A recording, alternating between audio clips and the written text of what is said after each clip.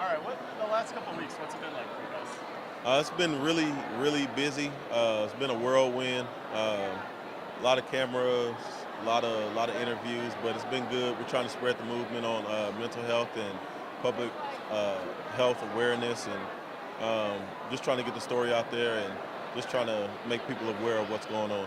What becomes your focus now that you have the nation's attention? Like I said, the mental health thing, the public awareness, and we don't want people to sweep this under the rug. Like it hasn't even been 2 weeks yet, and some of the families feel like it's just being kind of swept under the rug, and that the victims have already been forgotten. So we want those victims to be remembered, but we also want positivity to come out of this also. PJ, what have you learned in the last couple of weeks? What have I not learned? Learned a lot of patience. Learned a lot of grief counseling, right? I mean, both of us have already started counseling, which is a big thing for us. You know, a lot of time, like, we as men, we feel like, oh, you can just tough it out. This is not one of those things that you tough out. So just learning who you are inside and how to deal with things, and to realize that there are brighter days on the horizon. And also that, you know, everyone that's out here has been really hospitable. You learn that the South is really together more than people think.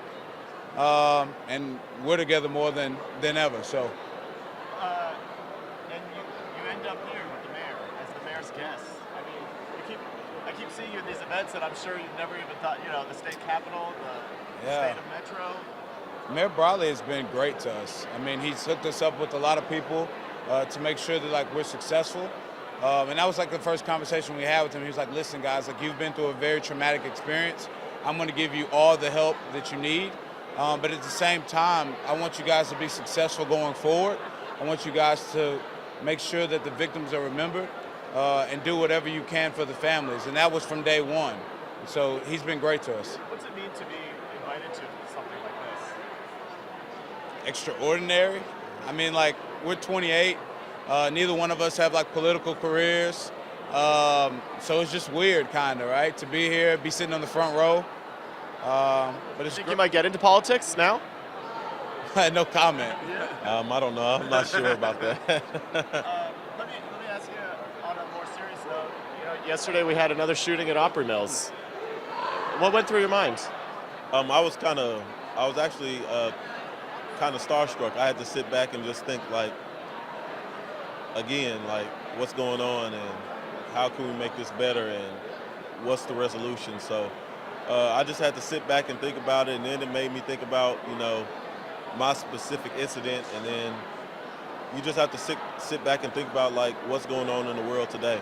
Now you have a whole nother set of people who've been traumatized by a shooting in broad daylight. I hope we can make some kind of contact to tell them that, you know, they're not going through this alone. There's other people that have went through this, and we can give them some kind of advice. You know, the advice is not going to be the same because it's not the same exact thing, but the advice will help. What went through your mind when you heard about it yesterday? I was actually in the office, so I went back to work this week.